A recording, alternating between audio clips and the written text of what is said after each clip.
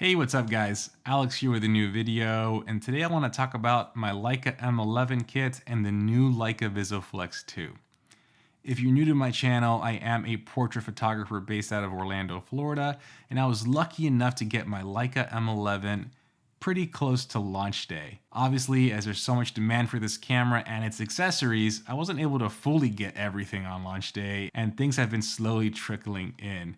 Today, I was lucky enough to get the new Visoflex 2, so I wanted to talk a little bit about that and talk about my kit now that it's almost complete.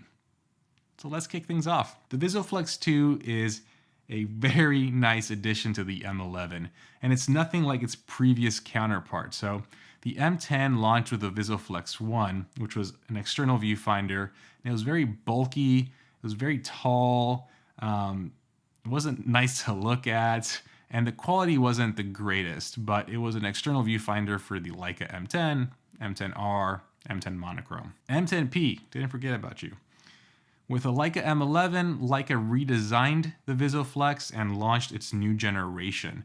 This new one has an OLED screen, it has a 3.7 million dot resolution, it's smaller, and it looks so much better on the M body. And if you look at it from certain angles and you're a Leica shooter, it's going to look very familiar.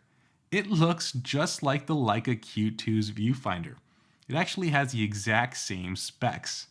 And looking through it, I'm pretty sure it's the Leica Q2's viewfinder, which isn't a bad thing.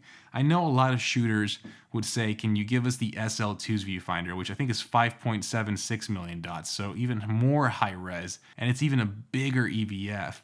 But I think that EVF is so big, you wouldn't be able to fit it in this compact size. So this is a good trade-off. 3.7 million dots is still plenty, and because it's OLED, it's really crystal clear. And again, it fits the camera. Unlike the original big tall one, this one actually looks good on the M11. It's also going to be backwards compatible. So Leica's going to release an update in March to make this viewfinder compatible with the M10, M10P, M10R, and M10 monochrome. They haven't announced how it's going to work. What I mean by that is they might have to lower the resolution or frame rate to work with the previous generation model. And that will happen because the previous generation models also have the previous generation processor. So I don't think it's powerful enough to really take advantage of this EVF. So if you're planning on buying this EVF for the previous M10 cameras, I would hold off until the updates rolled out and you can really see what the limitations are to see if it's worth it. But if you're an M11 shooter, should you pick this up? Let me tell you why I picked it up. So I picked it up for two reasons. One, I like to shoot wide open. In particular, I love to shoot my 50 Summilux at 1.4. It's just magical at 1.4. And I'm still very new to the rangefinder. I'm not going to sit here and tell you I'm an expert because I'm not. Every day I get better, every day I practice, but at 1.4, I'm going to need a lot more practice. And because I'm primarily a portrait shooter, I think the Visoflex is a great addition for me to nail critical focus when shooting wide open in portrait shoots. In shoots where I don't have the ability to slow down and really slow the model down or my subject down, and I just really need to nail critical focus fast. Eventually, hopefully I can master that with a rangefinder, but for now, having the EVF really helps out. Second thing, this one's actually an interesting one, and I'm curious to see how many other Leica shooters experience this. Probably not many. But my M11 is my everyday camera. I take it with me everywhere. Just recently, I was on a 4-day cruise with my wife, and it was my primary camera throughout the entire cruise. I'm taking pictures, I feel comfortable with the rangefinder, but sometimes, I want to be in a picture or two. All the memories are going to be me behind the camera, and they're going to be like, Alex, were you even there? And when I hand a rangefinder camera to my wife, I guarantee you, 10 out of 10 photos will be out of focus. And that's because using a rangefinder requires practice. And for someone who doesn't use it, they're not going to be good at it initially. So I want photos of me sometimes on vacation, and having the EVF will help kind of achieve that and make my wife's life a lot easier when using my M11. And that's the reason why I picked up the Visoflex. Some of y'all might not need it, and some of y'all might say that, hey, you're buying a Leica M for the rangefinder experience. And that's true. So it's an optional accessory, and it's not for everybody. So I'm glad I picked it up, and I'm glad I have it in my kit. The Visoflex also comes with a little carrying pouch and a little protective cover for the bottom so you don't damage the contact points. I'll probably do a review on it when I use it more and I really have a better feel for it to see if there's any lag or blackouts. I just got it today, so these are just my first impressions from shooting around in the house. With that said, this almost completes my M kit.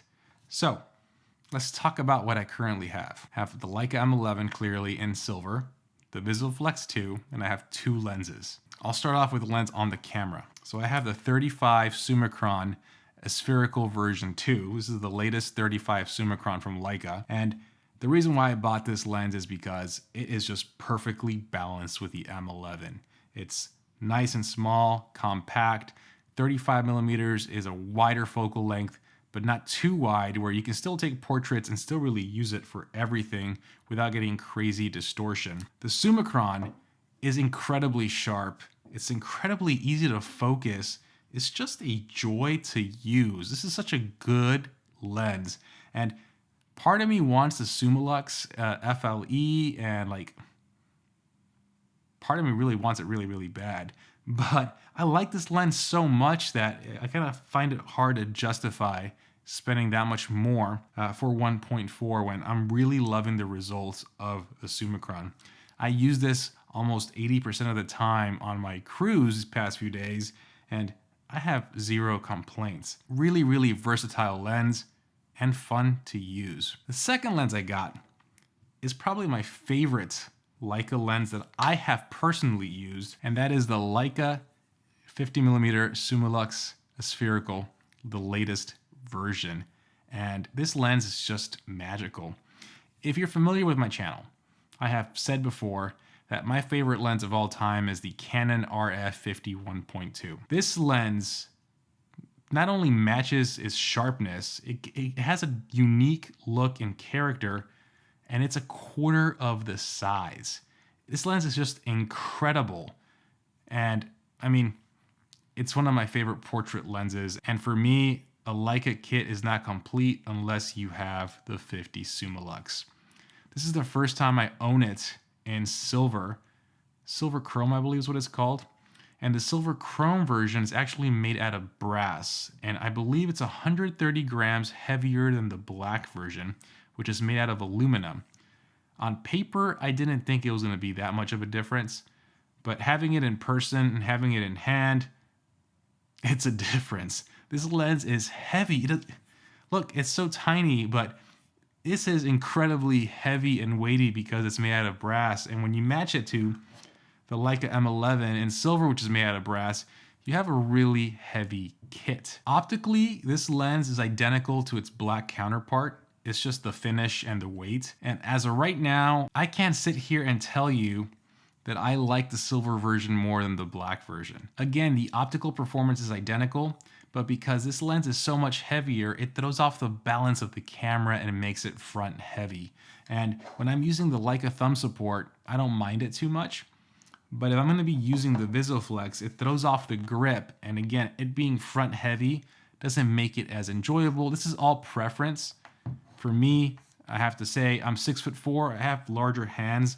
This grip isn't the biggest, so having a front heavy lens makes it a little uncomfortable. But I can't fault it for its optical quality because this lens is incredible. So why do I say it's almost complete? Well, I'm missing my leather case, which hopefully comes in soon. I want to protect this camera. But secondly, I kind of want the Leica 75mm Summicron Apo. And I've never shot that focal length, but I feel like with the 35 to 50, if I were to add the 75 into the mix, I have the ultimate kit and I cover all the focal lengths I personally like. I don't like going wider than 35, so this is perfect for me. I love the 50mm focal length, and I think 75 is a good compromise because I also don't like the tighter focal lengths like the 85s or even 90s. Thinking about it, if I see a good deal online, I might scoop one up. I might rent one soon just to give it a shot. But as of right now, I think this is the kit, and we'll see what happens in the future. Because when you put out these ideas, they come to fruition. So I might have a 75 here shortly. But overall, this is it for now. If you're a Leica M shooter, what's your kit look like? Let me know in the comments below. Do you have one lens, two lenses, multiple lenses? What's your favorite focal length? Let's have a conversation. Really curious. And as always, let me know in the comments below what you want to see next. If you want to see a review on the 50 Summilux, the 35 Summicron, what content you want to see on the M11. I definitely want to cover everything, so please let me know in the comments below. As always, please like this video, please subscribe, and I will see you on the next one. Have a good one, guys. Peace.